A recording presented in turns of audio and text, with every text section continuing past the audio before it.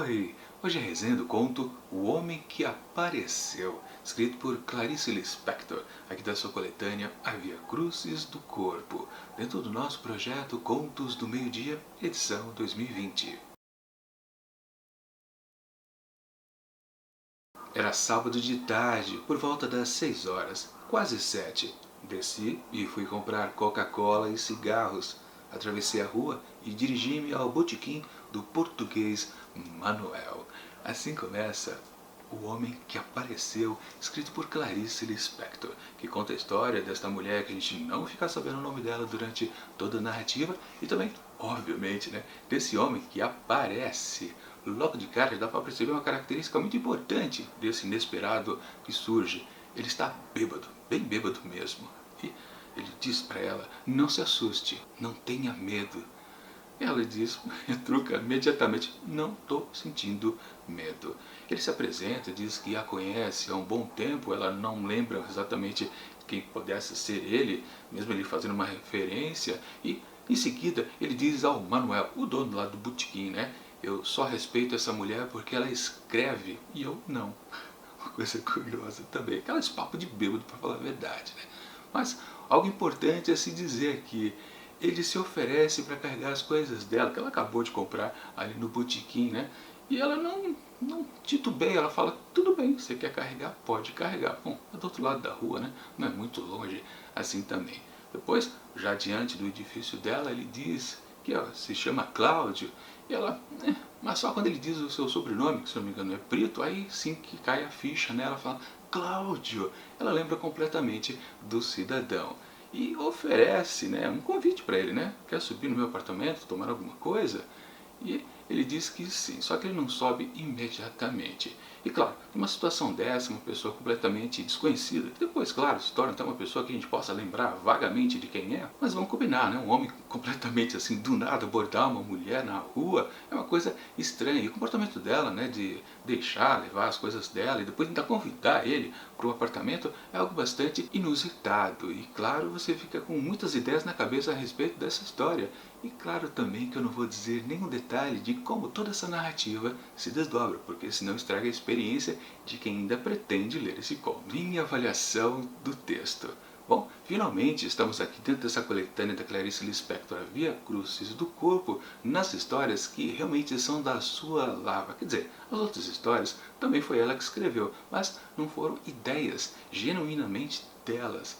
Vale sempre lembrar que as 3 primeiras histórias aqui da coletânea foram ideias do seu editor. Ele disse para ela ao telefone, tenho 3 histórias aqui, eu gostaria que você as desenvolvesse. Ela negou durante um certo tempo, mas depois topou o desafio. Ou seja, a gente percebe nas 3 primeiras histórias que a gente viu aqui no livro, que tem um tomzinho completamente diferente do estilo que a gente sempre conhece da escritora brasileira. E agora, quando enfim temos as histórias que realmente saíram da cabecinha dela, a gente pode perceber se temos algo diferente ou não a respeito desse novo modo de escrita da Clarice Lispector. Lembrando, esse livro aqui foi um dos últimos que ela escreveu, fim de carreira praticamente, e segundo o apontamento aqui do Benjamin Moser, que fez essa seleção aqui de coletânea, aliás, uma seleção, é a totalidade mesmo de todos os textos da Clarice. Mas enfim, ele comenta que ela também já está um pouquinho desgostosa do seu fim de vida mesmo, para falar a verdade, e meio que ela se questionava um pouco das suas coisas que ela conquistou e não conquistou.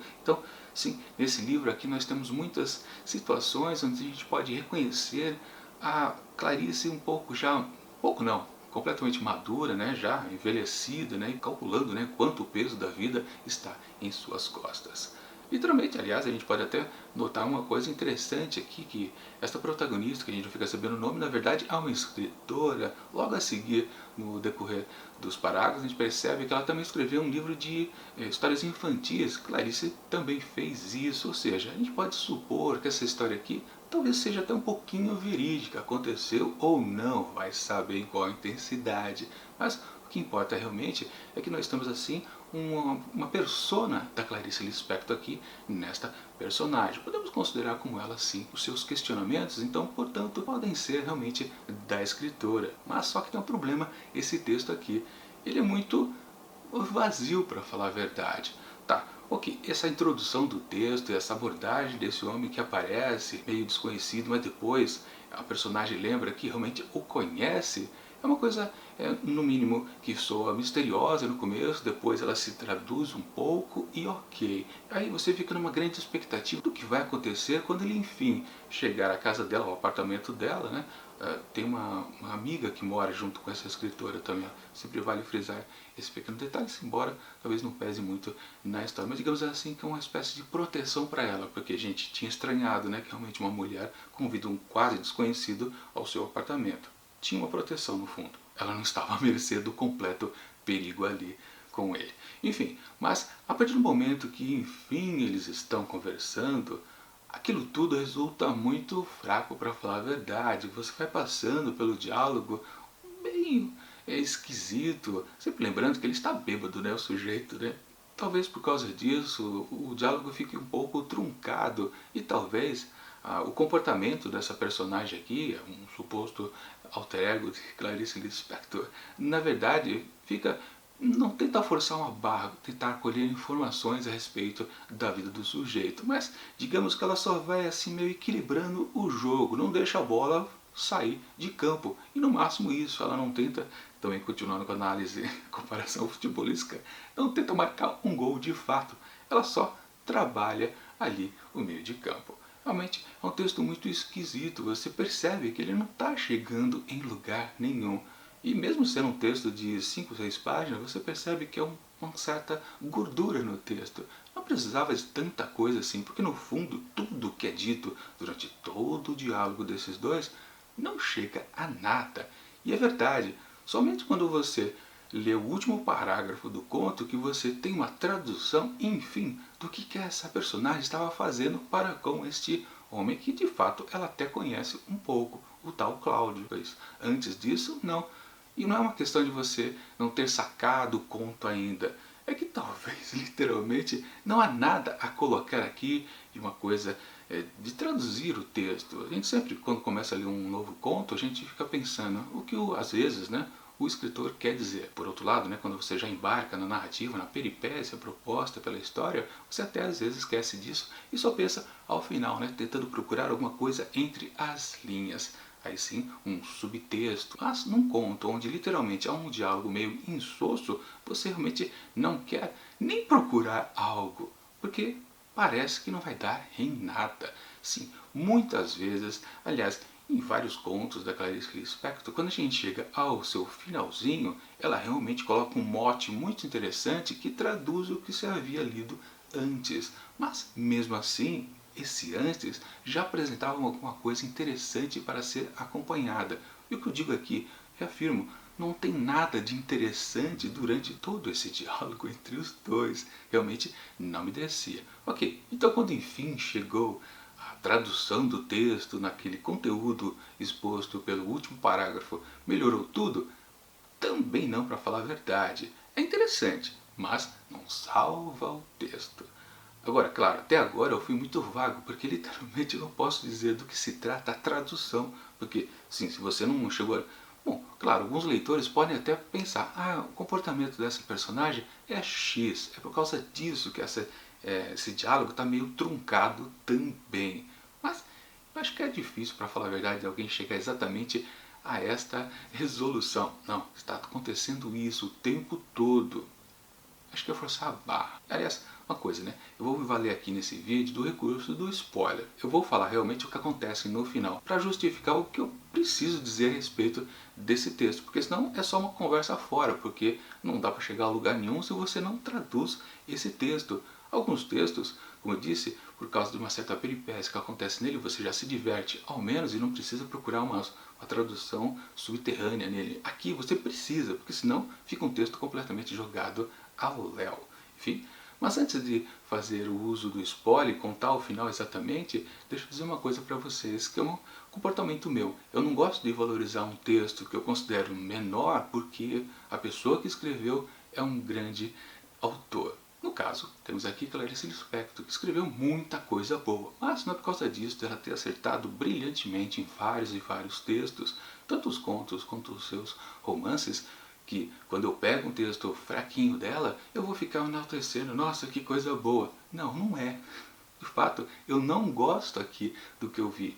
eu não gostei do que eu acompanhei na narrativa, eu não me diverti, eu não entendi para que ela estava fazendo tudo isso. E somente ao final, com a explicaçãozinha, é que tudo tem algum sentido. Mas, de fato, isso não engrandece o texto. Não é porque foi escrito por Clarice Lispector que tudo que ela escreve é bom. Às vezes, todo escritor, aliás, tem o direito de errar. Ele não precisa ser perfeito. Ele pode fazer algumas coisinhas muito fracas de vez em quando. É o caso aqui da Clarice Lispector. Enfim, a partir de agora eu vou começar os spoilers. Então, vou deixar um minuto aqui que você pode pular para ver qual a minha nota final a respeito aqui deste conto de Clarice Lispector. Bom, enfim, o que temos ao final? Literalmente, no último parágrafo, ela comunica pra gente que o dia que ela está escrevendo, então, o texto é o Dia das Mães.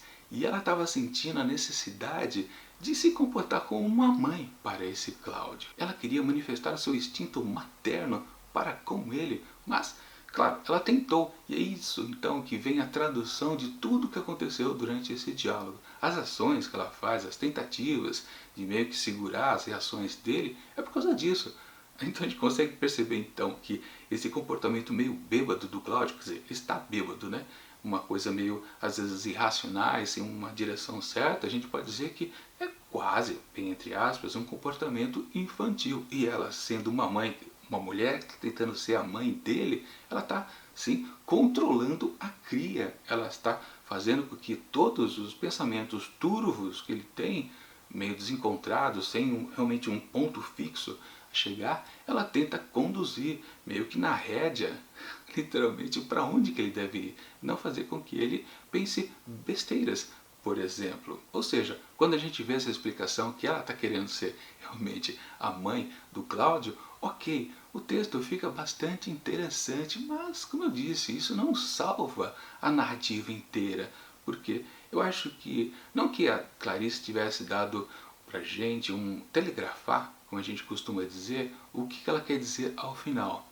Ela faz isso, acho que em alguns contos, mas necessariamente não ficaria melhor esse texto se ela, num outro momento, aqui ou acolá, meio que desse para algum leitor perceber: ela está se comportando como uma mãe para esse homem. Não, eu continuaria achando que o texto é fraco do mesmo jeito.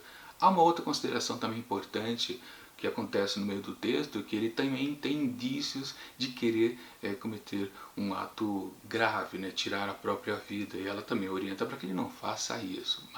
E também, né, ao final aqui do texto, a gente percebe que a narradora meio que ela se sente morta por não ter cumprido a sua missão materna. É uma coisa também curiosa, mas do mesmo jeito isso também não salva o texto. Pelo menos na minha abordagem, na minha leitura, eu acho que essa grande explicação, que realmente dá muito conteúdo a tudo que aconteceu, na verdade eu acho que vem depois de que a gente já desistiu do texto, literalmente. Talvez, claro, vocês possam pensar ao contrário, achar esse texto aqui sensacional. Mas naquelas, não é porque é Clarice Lispector e eu leio um texto dela, acho fraco, que eu vou dizer que é uma maravilha só porque é justamente Clarice Lispector quem escreveu o texto. Não, eu não gostei, achei fraco. Portanto, realmente é uma coisa que não vai me ajudar a saber como termina o texto ou não. Eu continuo sempre com a mesma opinião a respeito aqui de O Homem que Apareceu, escrito por Clarice Lispector. E, portanto, para esse conto, eu atribuo apenas 3 asteriscos. Não tem nada demais, na minha opinião. Ele é interessante o final, mas não salva tudo o que veio antes. Bom, com certeza amanhã vamos perder um pouco da seriedade com mais uma história de Isaac no seu livro Um Gato Indiscreto e Outros Contos, sempre com aquela crítica à sociedade inglesa completamente mordaz, a situação que ele coloca. Eu já li a história, eu sei o que vai acontecer, por isso que eu já estou meio que adiantando, que é divertida e uma boa cutucada, mais uma vez, desse escritor inglês. Enfim, enquanto esse próximo vídeo não chega, eu deixo aqui do lado dicas de outras desenhas que já aconteceram aqui dentro do projeto Contos do Meio Dia, edição 2020. E tchau!